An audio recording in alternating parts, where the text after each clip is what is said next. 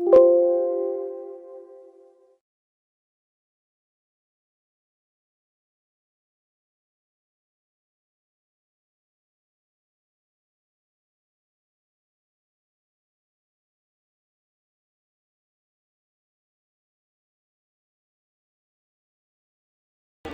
कौन है, ये जानने के लिए कृपया अवश्य सुनिए जगत गुरु तत्वदर्शी संत रामपाल जी महाराज के अमृत वचन। अब दूसरा प्रसंग आपको सुनाते हैं, जिस कारण से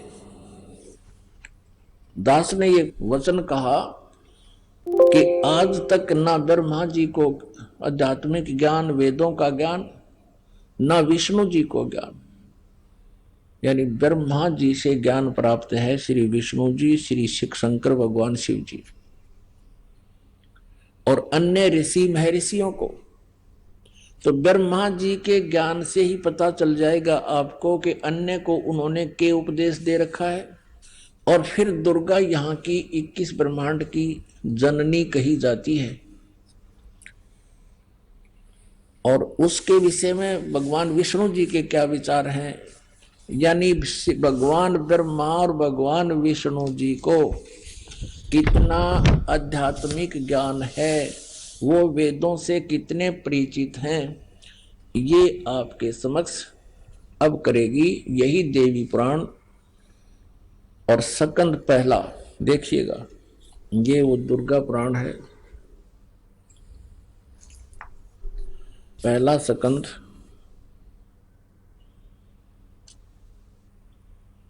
28 पृष्ठ पे। नारद जी और व्यास जी का आपस में संवाद हुआ और व्यास जी ने नारद जी से प्रश्न किया कि कौन देव पूज्य है।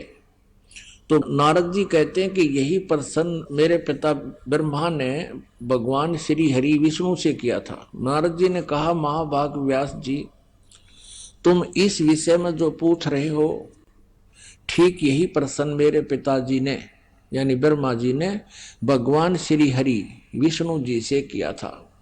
देवा अधिदेव भगवान जगत के स्वामी है। अब देखिए इनके उआ बाई सटदल उआ बाई बकदा। अब नारद जी कह रहे हैं कि भगवान विष्णु सभी देवताओं के भी देवता यानी सुप्रीम पावर हैं, सबसे बड़े भगवान हैं। देवा देव माने भगवान, भगवानों के भी भगवान, देवों के भी देव, सबके सरताज भगवान जगत के स्वामी हैं। लक्ष्मी जी उनकी सेवा में उपस्थित रहती हैं। दिव्य कोष्ठमणि उनकी शोभा बढ़ाती है। वे शंख चक्र गदा लिए रहते हैं, पीतांबर धारण करते हैं, 4 भुजाएं हैं। वे चराचर जगत के आश्रयदाता हैं, जगत गुरु एवं देवताओं के भी देवता हैं। अब यहाँ विष्णु जी को जगत गुरु कहा जाता है। जगत गुरु का अर्थ है जो सबको यथार्थ ज्ञान दे, पूरे विश्व को। ऐसे जगत प्रभु भगवान श्री हरि महान तप कर रहे थे, उनकी समाधि लगी थी। यह देखकर मेरे पिता ब्रह्मा जी को बड़ा आश्चर्य हुआ। अतः उन्होंने उनसे जानने की इच्छा प्रकट की। ब्रह्मा जी ने पूछा, प्रभु आप देवताओं के अध्यक्ष, जगत के स्वामी, भूत भविष्य एवं वर्तमान सभी जीवों के एकमात्र शासक हैं। भगवान फिर आप क्यों तपस्या कर रहे हैं और किस देवता की आराधना में ध्यान मगन है? मुझे असीम आश्चर्य तो ये हो रहा है कि आप देवेश्वर एवं सारे संसार के शासक होते हुए समाधि लगाए बैठे हैं। ब्रह्मा जी के विनीत वचन सुनकर फिर भगवान श्री हरि नो बोले। भगवान विष्णु जी लगे फिर प्रवचन करने। अब देखना इनके प्रवचन। श्री हरि उनसे कहने लगे, ब्रह्मन सावधान होकर सुनो, मैं अपने मन का विचार व्यक्त करता हूं। देवता, दानव, मानव सब यही जानते हैं कि तुम सृष्टि करते हो, मैं पालन करता हूं और संकर संहार किया करते हैं। किंतु फिर भी वेद के पारगामी पुरुष अपनी युक्ति से यह सिद्ध करते हैं कि रचने, पालने और संहार करने की यह योग्यता जो हमें मिली है, इसकी अधिष्ठात्री शक्ति देवी है। वे कहते हैं कि संसार की सृष्टि करने के लिए तुम राजसी शक्ति का संचार हुआ है, यानी रजगुण ब्रह्मा जी है, और मुझे सात्विक शक्ति मिली है यानी सतगुण विष्णु जी, और रुद्र में तामसी शक्ति का आविर्भाव है यानी शंकर भगवान जो है ये सत्तम गुण युक्त है। उस शक्ति के अभाव से तुम इस संसार की सृष्टि नहीं कर सकते, मैं पालन करने में सफल नहीं हो सकता, और रुद्र से संहार कार्य होना भी संभव नहीं। ब्रह्मा जी हम सभी उस शक्ति के सहारे अपने कार्य में सदा सफल होते आए। सुवर्त प्रत्यक्ष और परोक्ष दोनों उदाहरण मैं तुम्हारे सामने रखता हूं, सुनो। यह निश्चित बात है कि उस शक्ति के अधीन होकर ही मैं इस शेष नाग की सैया पर सोता और सृष्टि करने का अवसर आते ही जाग जाता हूं। मैं सदा तप करने में लगा रहता हूं, उस शक्ति के शासन से कभी मुक्त नहीं रह सकता। कभी अवसर मिला तो लक्ष्मी के साथ सुखपूर्वक समय बिताने का सौभाग्य प्राप्त होता है। मैं कभी तो दानों के साथ युद्ध करता रहता हूं। अखिल जगत को भय पहुंचाने वाले दैत्यों के विकराल शरीरों को शांत करना मेरा परम कर्तव्य हो जाता है। और यहां बता दिया अपना आध्यात्मिक नॉलेज सारा निचोड़ कर दिया श्री विष्णु जी ने।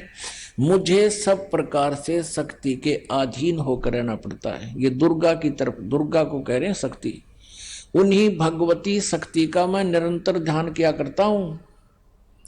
मैं उसी की तपस्या साधना करता हूं, उसी का ध्यान करता हूं दुर्गा का।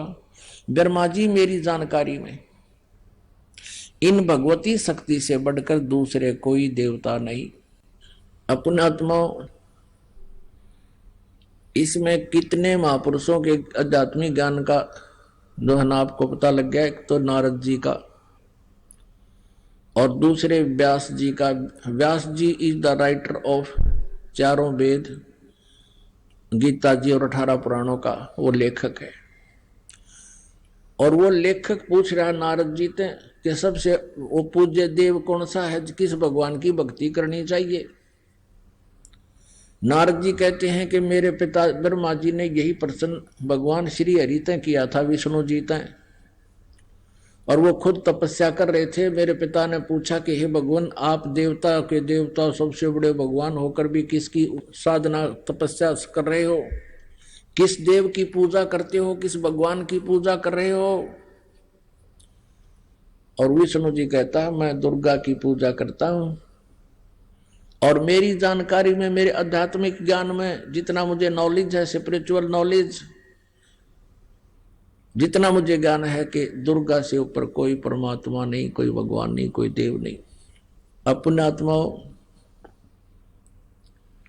जब यहाँ के भगवान ने पूरा वेदों का ज्ञान नहीं तो इन ऋषि महर्षियों को कहां से होगा जिनके ऊपर हम आश्रित रहे, इन ब्राह्मण गुरुओं को।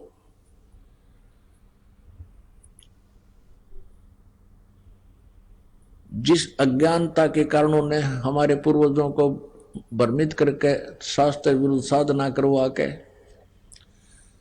और भूत बनवा दिया, कोई पत्थर बनवा दिया, और अब कहते हैं उनके श्राद्ध निकालो। ये डले ढुआ रहे अपने तय, काल के जाल में फंसा दिया गहराई से इन्होंने। अब आप स्वयं शिक्षित हो, वही सदग्रंथ विधान प्रभु का हमारे पास उपलब्ध है। इस शिक्षा का यदि आपने लाभ उठाना है तो इसका एक ही लाभ है, हम भगवान पहचान सकते हैं। न इस पेट के लिए तो भाई कोई तो चाहे कितना विद्वान बन ले, कितना एजुकेटेड बन ले, वो केक रहेगा, माया जोड़न की मशीन बन जाएगा, और वो सारी उम्र अपना जीवन व्यर्थ कर जाएगा, लाखों करोड़ों रुपये डिपॉजिट कर जाएगा, और उसके बच्चे क्योंकि उनको तो पढ़ा पाओगा, धन उसने न जरूरत है कोई ना मेहनत करने की, वह फिर उसने फुर्र करेंगे, फुर्र, और वो पाप तो उसके ऊपर रखेंगे और वो बालक बिगड़ेंगे, डबल उसको लॉस होगा। अपना जीवन खोया और बालका ने बिगाड़ गया। और मिलना वही है जो उसके भाग्य में होता है। परमात्मा उसको अवश्य देता है यदि वो ठीक ढंग से भक्ति करता है, साधना करता है, तो वो धन आपको फिर एक ही नंबर से मिल जाता है। भक्ति में ज्यादा ध्यान रखे, जो मिलना है वो तो मिलना ही मिलना है, परमात्मा फिर साथ हो जाता है। तो इस प्रकार यदि इस एजुकेशन का लाभ आपने उठाना है तो केवल परमात्मा को पहचान कर और फिर दिन रात एक कर दे, अपना कार्य भी करे, परमात्मा की भक्ति भी करे। कितना ही प्रयत्नशील व्यक्ति है मनुष्य, गने तो गना वो 10 घंटे काम कर सकता है, कोई घना ढीठ होगा तो 12 घंटे कर लेगा, जो पशु कैसा है। तो उसने 12 के बाद 12 घंटे फिर बच गए, 6 घंटे सो ले, 2 घंटे खान पीन में नहान धोन में ला ले, 8 घंटे हो गए, 4 घंटे आपके पास फिर भी बच गए। उसमें तो 1 घंटा और ला ले, किसी मित्र प्यारे तो बात करनी पड़ेगी। 3 घंटे तो कम से कम परमात्मा को देने चाहिए आपने, और वो 3 घंटे दिए हुए आपके इन्होंने एक जगह बैठ के देने हैं। आप चलते चलते उस समय जितना भी, जब भी जैसे किसी बात कर रहे हो, बात आपकी समाप्त हुई, वो अपने रास्ते चला, आप माला उठा लो, वो समय आपका। इस तरह कुल मिला करके जो 3 घंटे भी आप मालिक को दे दोगे, बेड़ा पार है, गणे की जरूरत को ना। अब प्रसंग चल रहा है कि हमने सबसे पहले ये देखना है कि जो हमारे सिलेबस हमारा क्या बताता है, हमारे सदग्रंथ क्या बताते हैं, और सिलेबस से बाहर यदि हम कोई शिक्षा ग्रहण कर रहे हैं तो फिर हम एग्जाम में फेल हो जाते हैं। और यही कारण रहा कि हमारे जो आध्यात्मिक गुरु थे वो अपने सिलेबस से परिचित नहीं थे, और जिस कारण से उन्होंने हमें दंत कथा सुना सुना के हमारा जीवन नष्ट कर दिया। अब हम उस सिलेबस को आपके रूबरू करा रहे हैं, और आप भी बुद्धिमान हो, सबके घर में ये पुस्तकें रखी होंगी अवश्य, नहीं तो आप खरीद सकते हो, देख सकते हो, जन्ना विश्वास होता है। एक बार हम एक महाराष्ट्र के अंदर औरंगाबाद, नासिक, अहमदनगर, इन बहुत से शहरों में हमने सत्संग किए थे, 4-4, 5-5 दिन के, ऐसे टेंट लगा लगा कर। तो वहां प्रोजेक्टर के ऊपर दास ये दिखा रहा था दुर्गा पुराण, ब्रह्मा विष्णु महेश की जन्म, वो जन्म पत्री सुना रहा था इन्हीं से। तो 2-3 बूढ़े बूढ़े बुजुर्ग से एजुकेटेड व्यक्ति थे, वो सामने सत्संग सुन रहे थे, प्रोजेक्टर पर देख रहे थे। तो वो क्या कहते हैं कि ये संत जो है कोई षड्यंत्रकारी लगता है, और इसने ऊपर का कवर ये गीता प्रेस गोरखपुर का आप पे बनवा रखा होगा। हम तो इतने दिन हो गए पढ़ते इन पुराणों को, कभी नहीं पढ़ा, कभी देखा नहीं इसमें। तो तीनों हाँ में हाँ मिला रहे, सचमुच ये गड़बड़ है, ये कोई वैसे ही नकली डुप्लीकेट पुस्तक बनवा रखी होगी इसने। तो फिर उन्होंने वो प्रश्न नोट करे, सकंद नोट कर लिए। अगले दिन उन्होंने जाके सामने जाके अपने घर पर देखा तो वो तो ज्यों का त्यों मिला। तो वहां एक भक्त बैठा था हमारे साथ गया हुआ, वो उनकी सारी गतिविधि देख रहा था। वो अगले दिन फिर आकर बैठ गए, वो भगत फिर उनके निकट बैठ गया। उसको पता था कि आज तो ये उठे हैं बैठे हैं, जो कैसे होगा, ऐसा नहीं हो सकता। हर कल देखिए इनकी सती थी। वो अगले दिन आए और नो बैठे कान बोझ के, और जो भी मैं कहूँ ठीक है रे, ठीक है रे। तो फिर आपस में डिस्कस करते हैं कि भाई हद होगी। एक कहता 70 साल का हो गया मैं, और 15-20 वर्ष का लग गया था इन पुराणों को पढ़ने। आज तक हमारी बुद्धि में भी ना ये बातें जो आज इस संत ने मक्खन सा निकाल के दर दिया। नाम फिर भी नहीं लिया उन्हें बूढ़ा ने, क्यों कर्म बिगड़ गए गणे। तो वो फिर मेरे पास आए, बैठे, बात हुई। मैंने कहा तो आप अपना जन्म सुधारो, दीक्षा ले लो। कि नहीं अब दीक्षा क्या लेंगे, अब तो उम्र बहुत बीत गई है, अब तो वो साधना करते करते जीवन ही चला गया, फिर उस साधना का क्या होगा। उनको बहुत से उदाहरण देकर समझाने की चेष्टा भी की कि जैसे कोई कुमार्ग पर जा रहा है, आपने यहां बरवाला से दिल्ली जाना है और आप जान लग रहे हो सिरसा या लुधियाना को, और आप लुधियाना साइड में 100 किलोमीटर चले गए और वहां जाकर आपको पता चला कि हम तो दिल्ली के विपरीत दिशा में आ रहे हैं, तो क्या करना चाहिए? तुरंत मुड़ जाना चाहिए, अविलंब वापस हो जाना चाहिए यदि जरा सी भी बुद्धि रखते हो। और आप कह रहे हो कि अब क्या होगा हमारी 60 वर्ष की साधना का, 20-40 वर्ष की साधना का, वो साधना ही नहीं है, वो तो कुमार्ग पर जा रहे हो आप। अब भी मुड़ जाओगे तो भी लाभ होगा, लेकिन मुड़े तो वो ना जिसकी भांग उतर जाएगी, उनका सबका भांग प्यारा किया काल ने। कबीरी माया अटपटी सब गट आण अड़ी, और किस किस ने समझाऊं या कुआ भांग पड़ी। होय होय, ये जो स्थिति एक व्यक्ति की है वही सभी की है, लाखों की, करोड़ों की हिंदुओं की। जैसे हम ज्ञान सुनाते हैं, एक बार तो सभी बिदकते हैं, फिर प्रमाण देखते हैं, फिर सेट हो जाते हैं। फिर नाम लेने के लिए तो कई दिन में सोचे हैं कि उपदेश भी लेना चाहिए, कई दिन तक यूँ सोचे जा अब क्या होगा, पिछली पूजा का क्या होगा। पिछली का तो कुछ होना है, कोई नहीं, भूत बनना है और उसको त्याग देने से आपका कल्याण होना है, तो तुरंत करना चाहिए इस काम को। तो पुण्यात्मो, ये जो आपको प्रमाण दिखाए जा रहे हैं, आपका यहाँ प्रोजेक्टर पर विश्वास ना हो, पहली बार आप घर भी जाके देखोगे और देखोगे तो फिर स्वीकार भी करोगे। तो ये जो ज्ञान आपको सुना जा रहा है, अब आपको पता चला है, श्री विष्णु जी कह रहे हैं दुर्गा से ऊपर कोई भगवान नहीं, और दुर्गा जी कह रही है कि ब्रह्म से ऊपर कोई प्रभु नहीं, वो फाइनल गॉड है ब्रह्म, उसका ओम नाम है। और सब पूजाएं त्याग कर केवल एक ओम का नाम जाप करो, ब्रह्म की पूजा करो, तुम ब्रह्म लोक में चले जाओगे, तुम्हारा कल्याण हो। गीता जी अध्याय नंबर 8 के श्लोक नंबर 16 में लिखा है कि ब्रह्मलोक तक गए हुए प्राणी भी पुनर्जन्म को प्राप्त होते हैं, उनकी दुर्गति बनी ही रहती है। श्रीमद् भगवत गीता जी का ज्ञान ये ब्रह्म बोल रहा है श्री कृष्ण जी में प्रवेश करके। गीता जी अध्याय नंबर 8 के श्लोक नंबर 16 में कहता है, ओम इति एकाक्षरम ब्रह्म व्यवहारन मामनुसमरण ये प्रियाति तजन देहम स याति परमाम गतिम। मुझ ब्रह्म का एक ओम अक्षर है, नथिंग एल्स, ओम इति, बस यह एक अक्षर का एक अक्षर है ओम। मुझ ब्रह्म का उच्चारण करके सिमरण करता हुआ यह प्रियाति तजन देहम, जो शरीर छोड़कर जाते हुए भी इसका सिमरण करता हुआ जाता है, स याति परमाम गतिम, वह ओम से मिलने वाली परम गति यानी अंतिम उपलब्धि जो ओम के जाप से है, वो ब्रह्मलोक प्राप्ति है।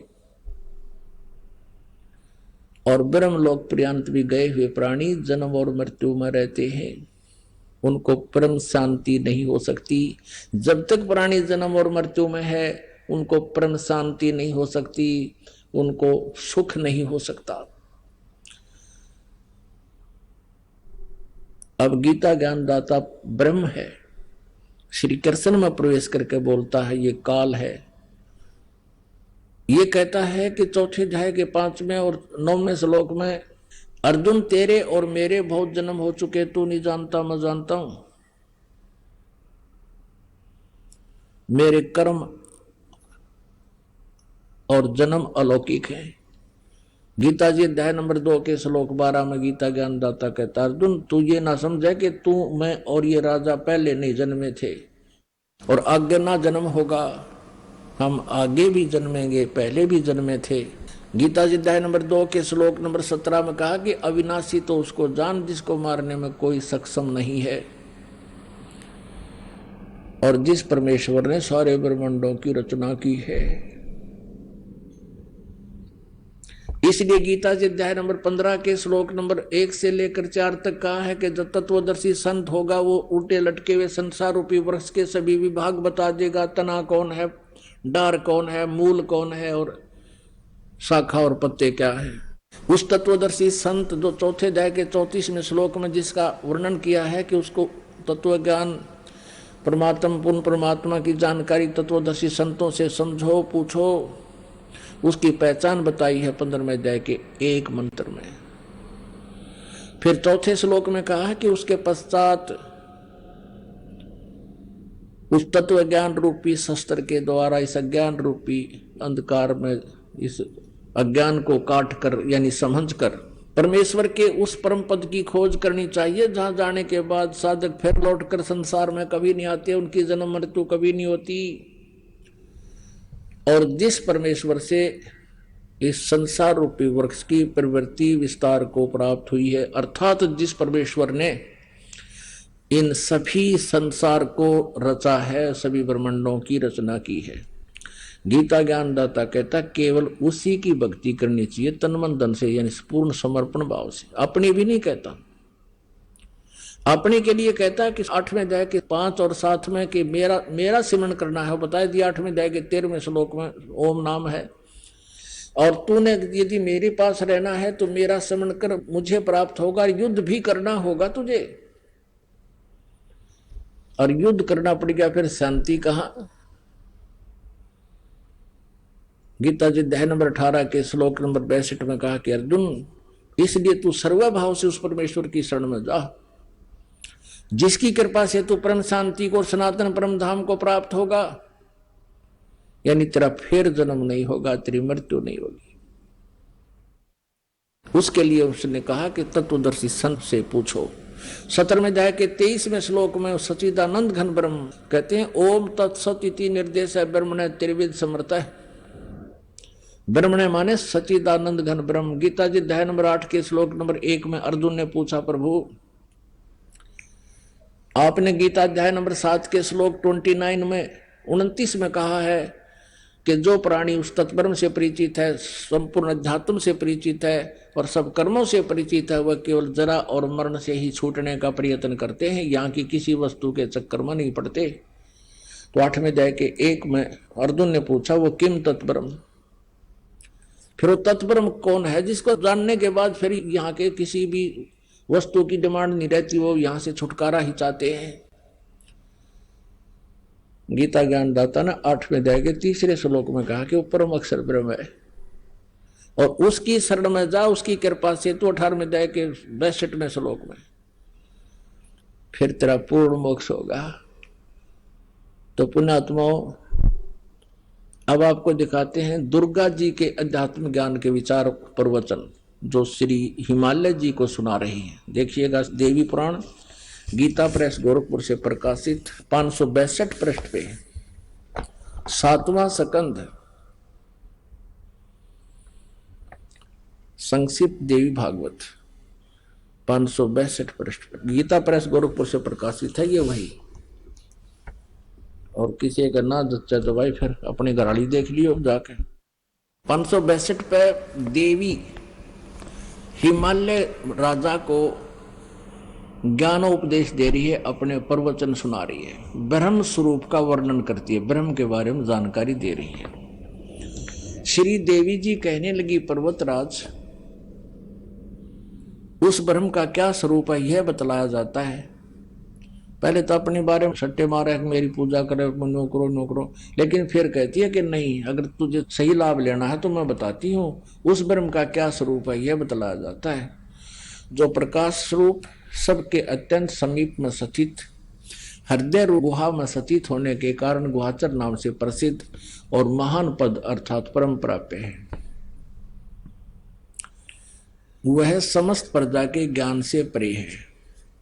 अब ज्यादा न पढ़ाकर हम वह परम सत्य और अविनाशी तत्व है। सौम्य उस वेदने योग्य लक्ष्य का तुम वेदन करो, मन लगाकर उसमें तन्मय हो जाओ। सौम्य उपनिषद में कथित महान अस्त्र रूप धनुष लेकर उस पर उपासना द्वारा तीक्ष्ण किया हुआ बाण संधान करो और फिर भानुगत चित्त के द्वारा उस बाण को खींचकर उस अक्षर रूप ब्रह्म को ही लक्ष्य बनाकर वेधन करो। प्रणव ओम तो धनुष है, प्रणव कहो ओम धनुष है, जीवात्मा बाण है और ब्रह्म को उसका लक्ष्य कहा जाता है। यानी जीव आत्मा ओम नाम का जाप करे और ब्रह्म को पाने का उद्देश्य रखे। उस एकमात्र परमात्मा ही को जाने, क्योंकि ब्रह्म की तरफ संकेत कर रही है, ये ब्रह्म को सुप्रीम पावर मानती है देवी। उस एकमात्र परमात्मा को ही जाने, दूसरी सब बातों को छोड़ दे, यानी सब पूजाएं त्याग दे।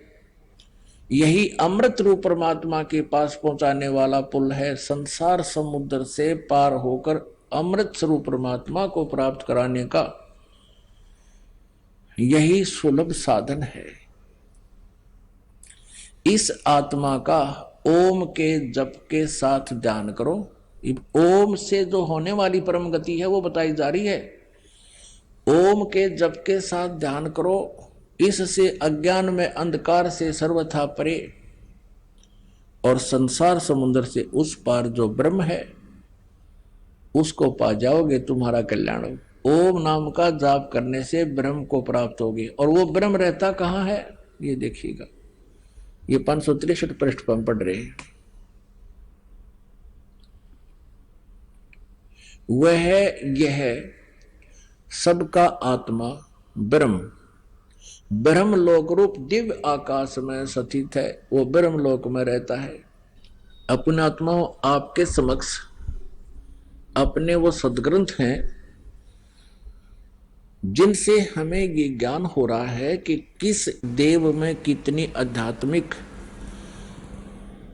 ज्ञान था और कैसी वो साधना किया करती थी। अब श्री विष्णु जी को तो ब्रह्मा जी, नारद जी, व्यास जी कह रहे हैं कि ये सुप्रीम पावर। विष्णु जी कह रहे हैं मैं तो तपस्या करता हूँ, दुर्गा की साधना करता हूँ, तो उसकी भक्ति करता हूँ, इसके ऊपर कोई भगवान मैं नहीं जानता। दुर्गा कहती है कि ओम जाप है, ब्रह्म सबसे सुप्रीम पावर है, उसका जाप करो तुम्हारा कल्याण हो और ब्रह्म लोक में चले जाओगे। पवित्र श्रीमद् भगवत गीता अध्याय 8 के श्लोक 16 में लिखा है कि ब्रह्म लोक पर्यंत भी सभी जन्म मृत्यु में आते हैं और जब तक जन्म मृत्यु है जीव सुखी नहीं हो सकता, उसका कल्याण नहीं हो सकता। अब ब्रह्म कहता है, गीता जी में आपको सुना ही दिया कि उस परम अक्षर ब्रह्म की पूजा करो, उससे तुम्हारा पूर्ण मोक्ष होगा, फिर कभी जन्म नहीं होगा। उसके लिए गीता ज्ञान दाता ब्रह्म भी कहता मैं परिचित नहीं उस ज्ञान से, ना उस विधान से, ना उस समाधान से। उसके लिए तत्वदर्शी संतों की खोज करो। अपने आत्माओं, जैसे कल के सत्संग में आप जी सुन रहे थे कि जितने भी ऋषि महर्षि संत हुए हैं ये कहते हैं कि प्रारब्ध का कर्म प्राणी को भोगना ही पड़ता है, भोगे से ही समाप्त होता है। बृहस्पति जी देवताओं के गुरु हैं और देवताओं के गुरु क्या कहते हैं कि इंद्र को बता रहे हैं कि जो आपको सुख प्राप्त है और जो आपको दुख प्राप्त है ये आपके पाप और पुण्य अक्षय हो रहे हैं, नाश हो रहे हैं, और यही तरीका है इनके नाश करने का। जैसे आप सुखी हो तो आपके पुण्य नाश हो रहे हैं, उनका भट्ठा बैठ रहा है पुण्यों का, और यदि आप दुखी हो तो आपके पाप नाश हो रहे हैं। ये प्रोसीजर, ये प्रोसेस बताया इन्होंने, लेकिन ये है इनका अपना लोक वेद। न ये वेदों का ज्ञान है और न ही ये कोई और अन्य किसी जिसने परमात्मा प्राप्ति की है उस महापुरुष का विधान है। वेदों में लिखा 8वें अध्याय के 13वें श्लोक में मंत्र में यजुर्वेद में कि परमात्मा तो घोर पाप का भी नाश कर देता है। किसी भी प्रकार का संकट आप प्राय भगवान उसको दूर कर सकता है। पुणात्माओं, यदि प्राणी को जैसा उसके भाग्य में है वैसा ही भोगना पड़े तो कोई ना भक्ति करे और ना भगवान की जरूरत। फिर हमने फिर आवश्यकता क्या है परमात्मा की? जिसका ऊपर कैर टूटना वो टूटेगा, फिर क्या की भक्ति करेगा वो? कर ली भक्ति पर तो गुट्टी लावेगा, वो शराब पीने लगेगा या डाके मारेगा कि तो चोरी करेगा। तो इन लोगों ने बिगाड़ दिया पूरा समाज, क्योंकि पहले आत्मा सबसे पहले परमात्मा से ही राहत चाहती है। परमात्मा से राहत ना मिलने से फिर ये बकवाद करने लग जाती है मन के अधीन होकर। और जब परमात्मा का सहयोग आपको मिलेगा, आपको इतना सुख देगा भगवान, इतना बेनिफिट देगा, इतना आपको जो है बरकत देगा, आप सोच भी नहीं सकते। और फिर आपको ज्ञान हो जाएगा तो जहर खाना है, किसी का पैसा मिलावट करके लेना या वैसे रिश्वत लेना, चोरी करना, दान दहेज लेना, ये तो विष खाना है, विष। और फिर कहते हैं जैसे किर का जहर का रंग होरी हो, कहो कौन तिस खाव राम रंग होरी हो। कहते हैं परमात्मा के नाम से होरी माने खुशी होगी, और जहर के किर का जहर का कण भी कौन खाओगा। न्यू पता लग गया यू कण पड़ा जहर का, विष का हाथ भी ना लावा आदमी। तो ये जो भी आज आप अज्ञानतावश ये रिश्वत लेते हो, चोरी करते हो, किसी और से धन लेकर नहीं देते हो, इस आध्यात्मिक ज्ञान से आपको पता चलेगा ये विष खा रहे हो, विष। और फिर इस जहर ने कौन खाएगा, छुआ भी को नहीं, दूर का जागा, आग लगे कि क्या पता कैसा धन है ये। और अब बक्से को ना ट्रंक का अंदर से दुरियन तोड़ के काट ले जाए।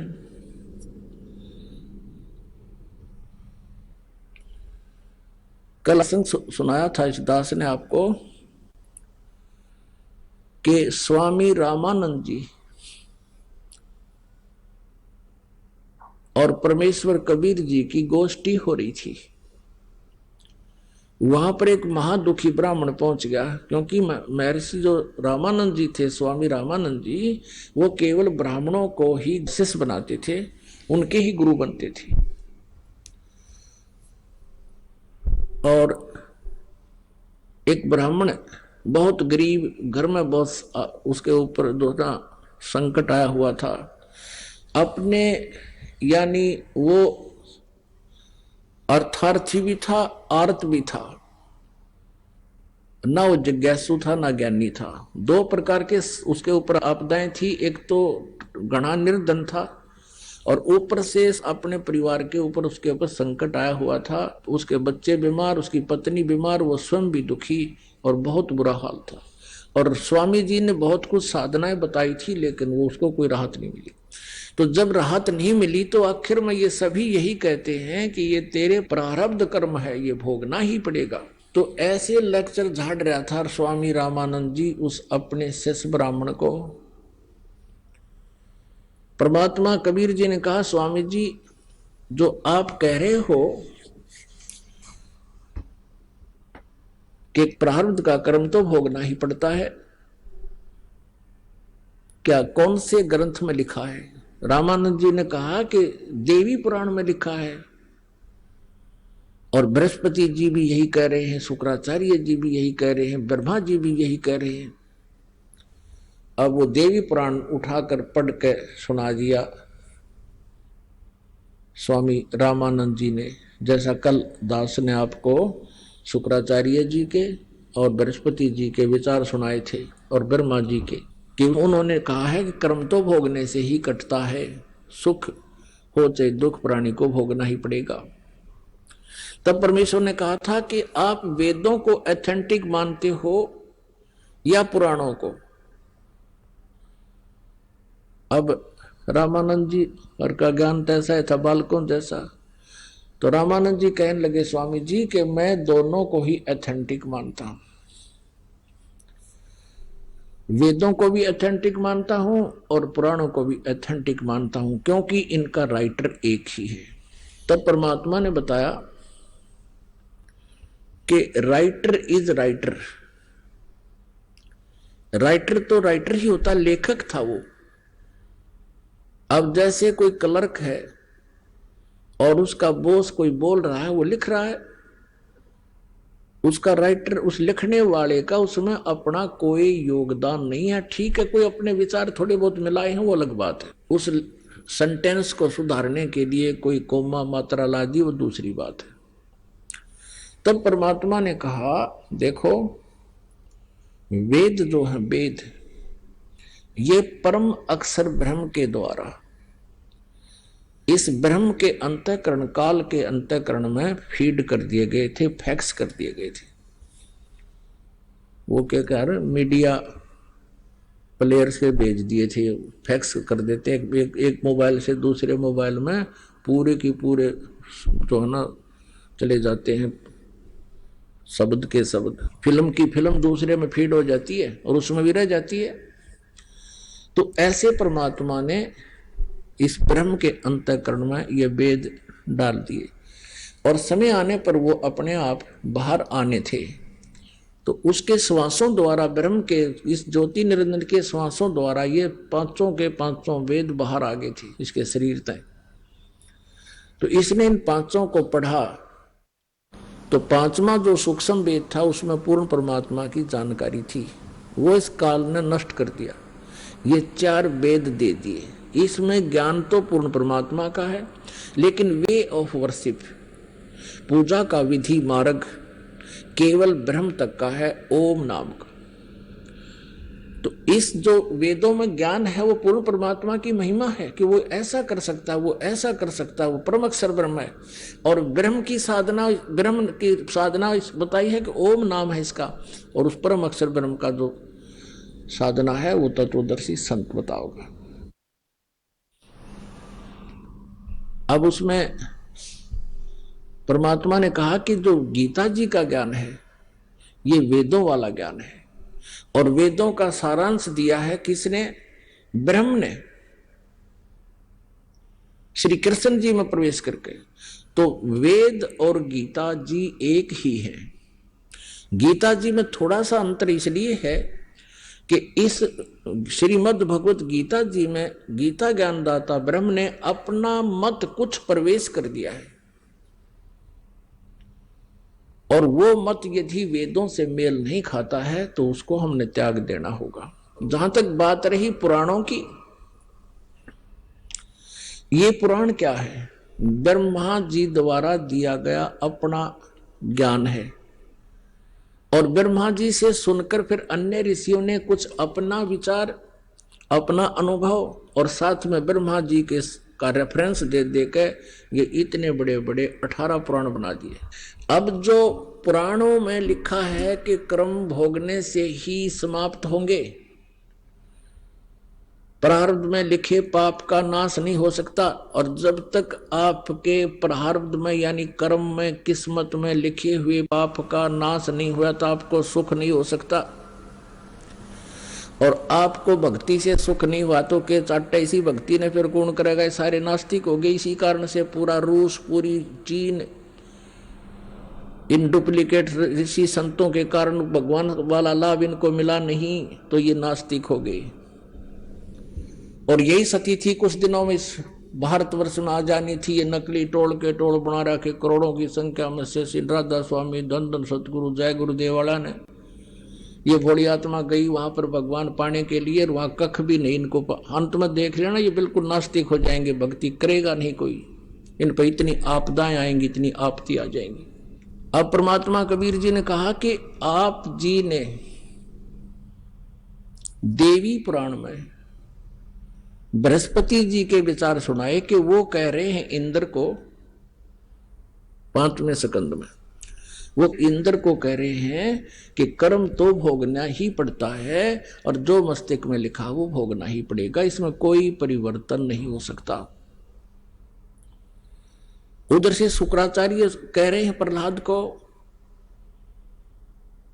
कि ऐसा ब्रह्मा जी से मैंने सुना है, ऐसा कोई व्यक्ति इस पृथ्वी पर नहीं है जो किसी के प्रारब्ध में परिवर्तन कर दे। तो कबीर परमेश्वर जी ने कहा स्वामी रामानंद जी से कि ये विचार हैं किसी व्यक्ति विशेष के, एक ऋषि महर्षि के और ब्रह्मा जी के, ये भगवान के विचार नहीं है। पुराणों में और वेदों में भगवान का आदेश है।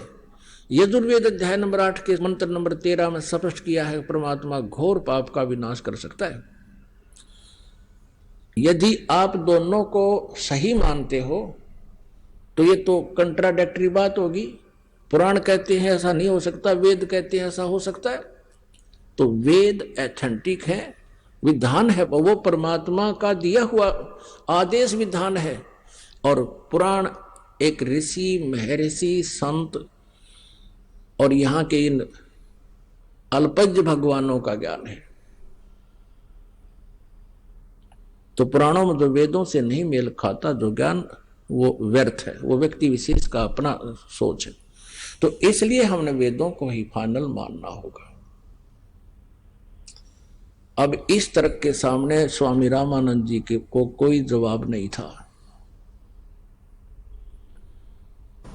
अपनात्मा जो व्यक्ति वहां रामानंद जी का शिष्य बना हुआ था,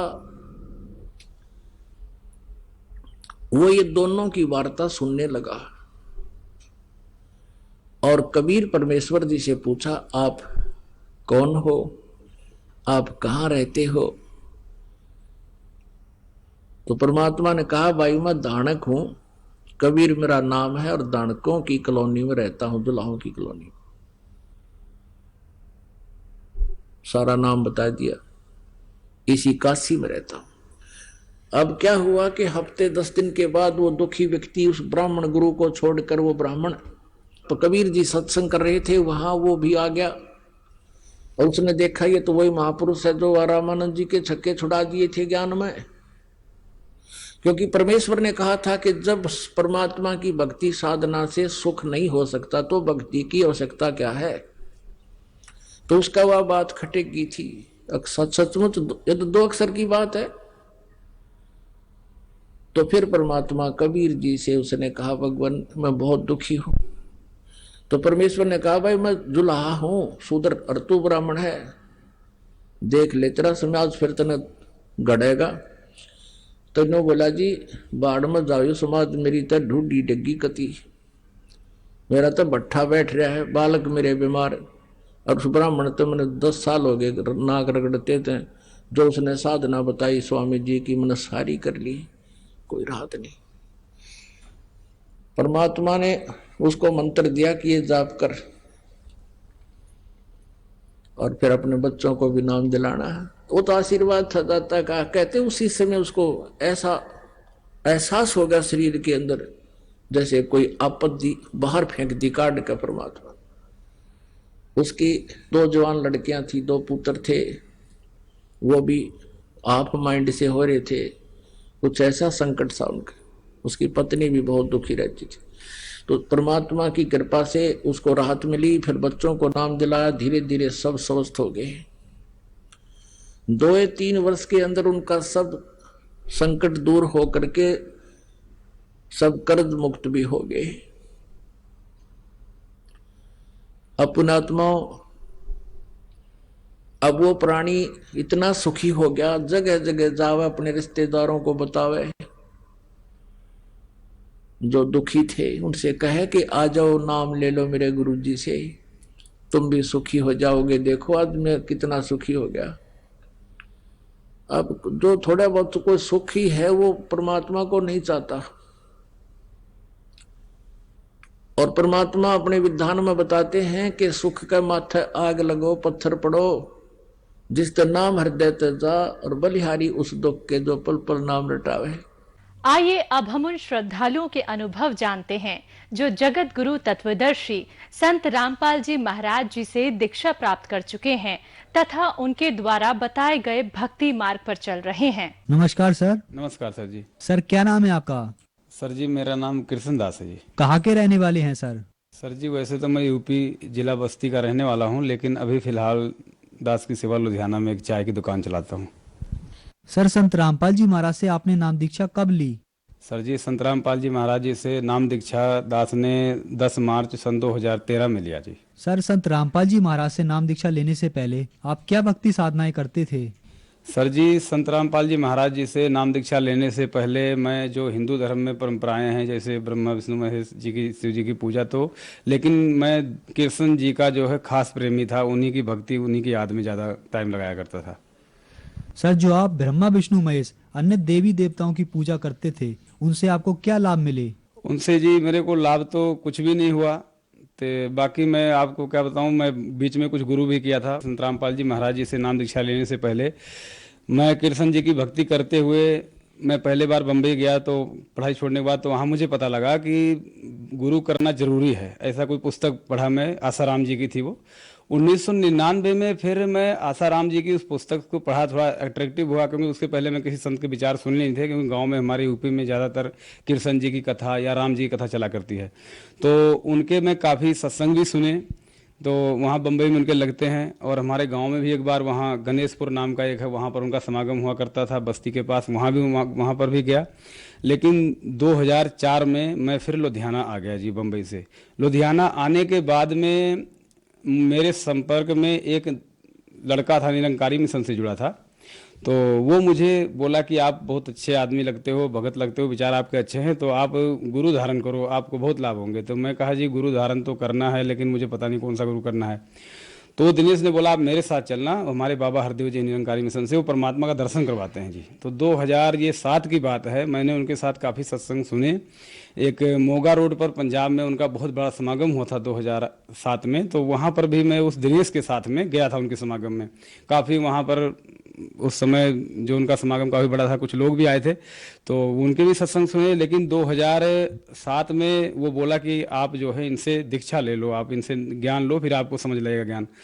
तो मैं वो तैयारी में था कि ठीक है ज्ञान ले लूँगा, थोड़ा और सत्संग सुन लेता हूँ। इतने में एक कुलवंत सरदार जी मुझे मिले, तो वो नूर महल आशुतोष महाराज जी से जुड़े हुए थे। तो उसने बोला कि आप एक काम करो, नूर महल के वहाँ आश्रम था जलंधर बाईपास पर लुधियाना में, तो वहाँ मुझे लेकर गए।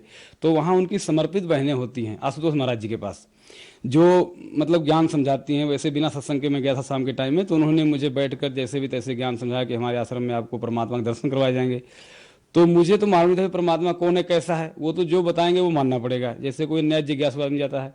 तो मैं उनकी बात को सुना तो प्रभावित हुआ कि भाई भगवान को दर्शन अगर कोई करवा सकता है इस कलयुग में तो देखना चाहिए। तो मैंने भी बोला भाई कि हाँ जी करना है, क्या करना पड़ेगा उससे। उन्होंने बोला कुछ नहीं, आप 4 सत्संग सुनो, 4 सत्संग के बाद में आपको जो है ये भगवान के दर्शन करवा देंगे महाराज जी की दया से। मैं कहा ठीक है भाई।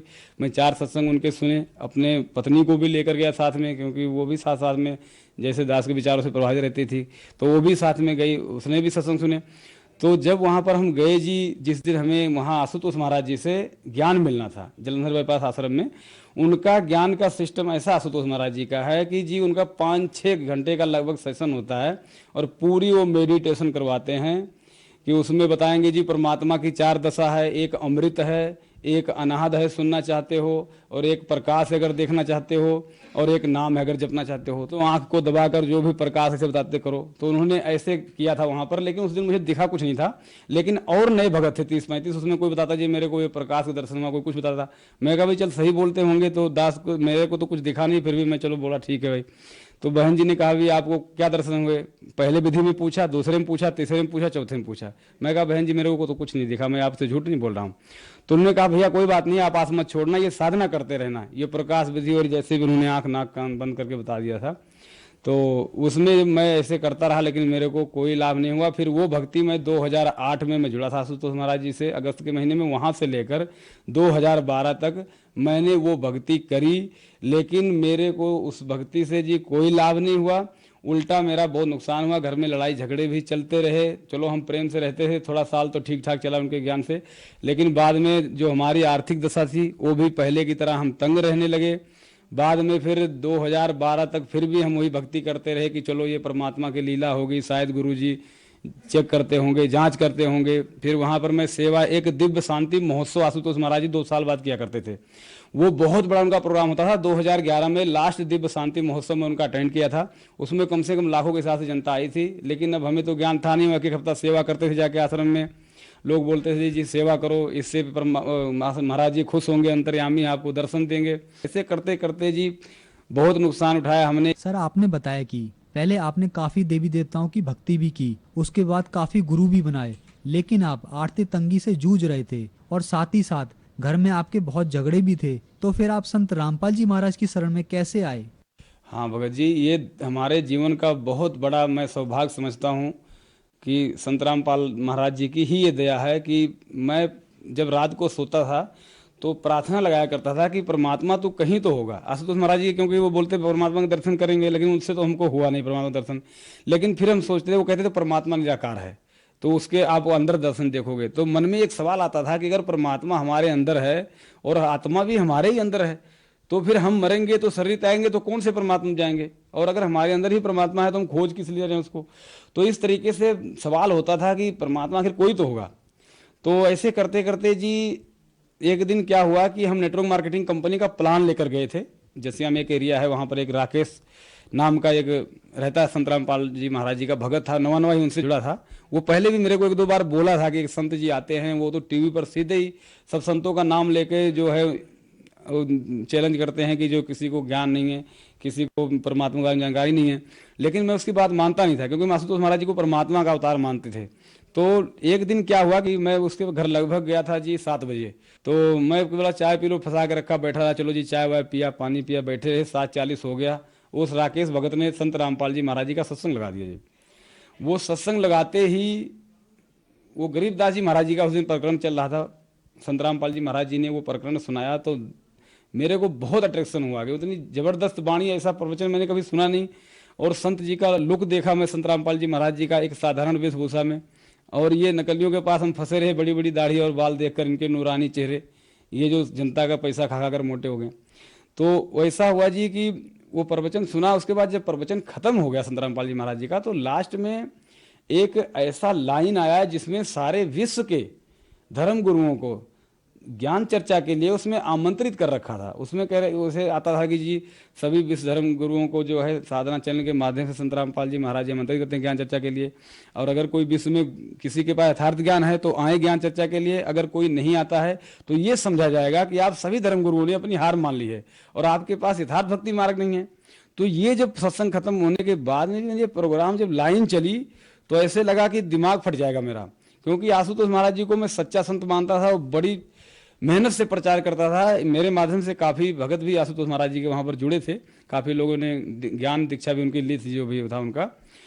तो मैं देखा जी कि ये तो आशुतोष महाराज जी को ये काम करना चाहिए था। अगर वो पूर्ण संत हैं, अगर वो परमात्मा के अवतार हैं, उनको हम सदगुरु मानते हैं, अंतर्यामी मानते हैं, तो ये काम तो उनको करना चाहिए जो एक संत रामपाल जी महाराज जी कर रहे हैं। और इनका कोई ऐसा कोई ढोल मजीरा नहीं, कोई साजबाज भी नहीं, बस सिंपल सा एक इतनी ज़बरदस्त वाणी उनकी दिल को छू गई हमारे। तो जी इस चीज़ से मैं बहुत आहत हुआ। तो मैं शाम को आया घर पर और आशुतोष महाराज जी की तस्वीर लगी थी हमारे कमरे में, और उनके ऐसे फोटो में उनके चरण को पकड़ करके मैंने बोला कि अगर आप पूरे गुरु हो तो 4-5 साल तो मैंने कुछ नहीं बोला, लेकिन आज महाराज जी आप मुझे कोई दर्शन, कोई अनुभव करवा देना जिससे मैं टिका रहूं, नहीं तो मैं डिस्टर्ब हो गया हूं। तो उस दिन जी रात को मैं बहुत आहत हुआ, पड़ा रहा, लेकिन मुझे कोई आशुतोष महाराज जी के ज्ञान से ना कोई इंडिकेशन आया, ना कोई सांकेतिक, कुछ नहीं आया मेरे को। फिर मैं जी उनको आशुतोष महाराज जी को बस वहीं से छोड़ दिया। फिर कुछ दिन बाद उसने लाके ज्ञान गंगा दी मुझे। राकेश जब दोबारा गया वहाँ आश्रम में, ज्ञान गंगा दास ने पढ़ा, मैंने पढ़ा। जब पढ़ा तो उस दिन मैं दुकान बंद कर दिया और पूरे दिन में मैं लगभग 80% ज्ञान गंगा, लगभग 270 पेज में पढ़ लिए थे। और उसमें जब वाणी पढ़ी तो दास एकदम दिमाग फट गया कि उन नकलियों से मेरे को एक लाभ हुआ था इनके पास जाने से, कि नकली संतों ने ये समझा दिया था कि जो वाणी में लिखा वो 100% सत्य है। और जब मैंने वो कबीर साहब की वाणी ज्ञान गंगा माध्यम से संत रामपाल जी महाराज जी के द्वारा छापी गई किताब, वो ज्ञान गंगा, जिसका नाम ही ज्ञान गंगा है, उसको जब पढ़ा तो उसमें वाणी लिखा था कि राम कृष्ण अवतार है, इनका नहीं संसार, और जिन साहेब संसार किया सो किन्हू न जन्मा नार। तो मैं सुना तो हैरान रह गया कि भाई 4 भुजा की भक्ति में ये भूल पड़े सब संत, तो ये तो सब ये ब्रह्मा विष्णु महेश की पूजा करे तो भगवान है ही नहीं है। तो ऐसा लगा दास का दिमाग फट जाएगा, तो वाणी सत्य है तो ये सारे झूठ हैं। आशुतोष महाराज जी को भी ये मैंने दिल से रिजेक्ट कर दिया कि अगर आशुतोष महाराज जी की ही मान लूं, जैसे ये हमारे पूर्व गुरु थे, तो इनके बताए अनुसार वाणी सत्य है तो ये बिल्कुल पक्के 1 नंबर के झूठ है जी। इसलिए ऐसे मैं रामपाल जी महाराज जी के शरण में आया। सर, संत रामपाल जी महाराज की शरण में आने के बाद क्या आपको कोई लाभ भी प्राप्त हुए? हाँ जी, संत रामपाल जी महाराज जी के शरण में आने के बाद मुझे बहुत लाभ हुए जी। अब गिनाऊंगा तो आप भी थक जाओगे और समय भी सीमित है, लेकिन दास मेन लाभ बताता है कि 10 मार्च 2013 को मैं सपरिवार जा करके नाम लिया अपना संत रामपाल जी महाराज जी से। और उसी समय 9 मार्च से लेकर के और 14 मार्च तक डिबेट आना था। वो जाकिर नाइक जी की चर्चा काफ़ी चल रही थी गुरु जी के साथ, वो क्लिप आ रही थी डिबेट की, तो हम उसी समय गए थे जी। 9 मार्च को आश्रम में पहुंचे और 10 मार्च को सुबह जाके, पहले तो मैं गया आश्रम में, जैसे देखा आश्रम का पूरी व्यवस्था देखी आश्रम की मैंने, तो मेरा दिल गदगद हो गया। और सवेरे नामदान लिया जी। नामदान लेने के बाद में जी, नामदान में 10 मार्च को लिया था और 25-26 मार्च को ही पहला लाभ हुआ कि मालिक से प्रार्थना लगाई संत रामपाल जी महाराज जी से कि हे गुरुदेव, हे परमात्मा, आप दया करना तो इनको नाम दिलाएंगे।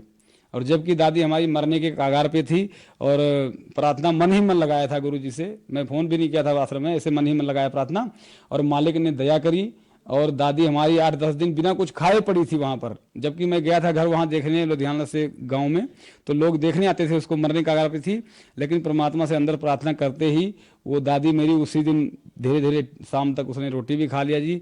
और 5 साल हो गया आज दादी हमारी अपने हाथों पैरों से चलती, ना पकड़ना पड़ता ना कुछ। पहला लाभ तो ये हुआ जी। तो संत रामपाल जी महाराज जी से नाम लेने के बाद में क्या हुआ कि संत रामपाल जी महाराज जी से जब नाम दान लिया था मैंने, तो उसके 4 महीना पहले हमारी पत्नी को एक पुत्री प्राप्ति हुई थी। तो उसका डिलीवरी हमने सिविल अस्पताल में करवाया था और बच्चे को लेकर के और पत्नी को लेकर के जी आ गए घर लगभग 2-3 घंटा के बाद डिलीवरी होने के। तो वो सफ़र लगभग अस्पताल 4-5 किलोमीटर दूर है हमारे घर से।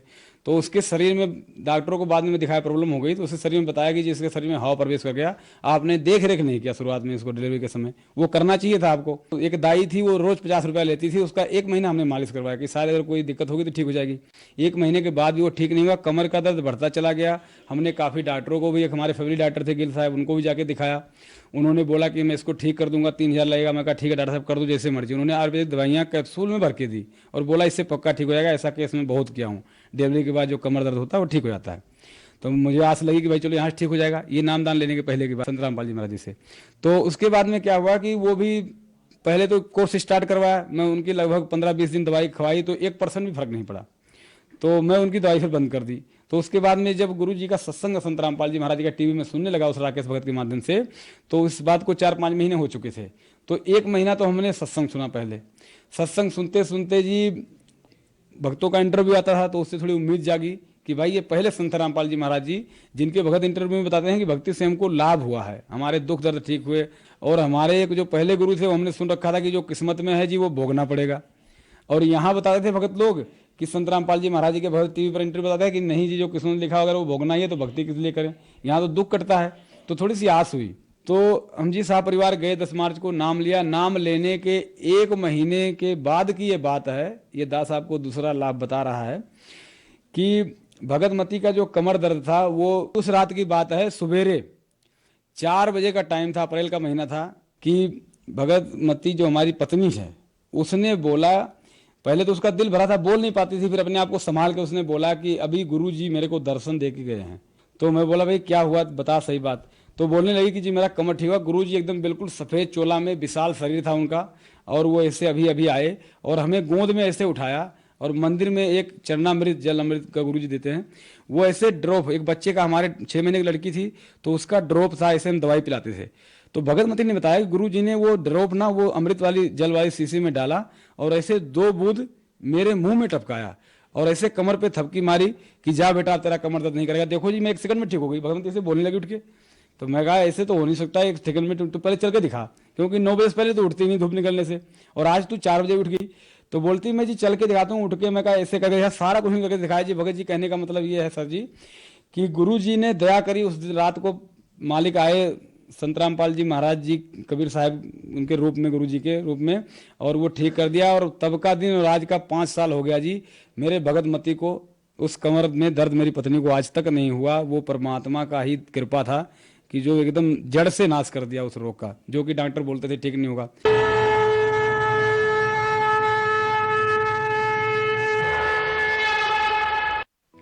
आप सुन रहे थे जगत गुरु तत्वदर्शी संत रामपाल जी महाराज के मंगल प्रवचन। अधिक जानकारी के लिए संपर्क करें 8222-880-541 8222-880-542।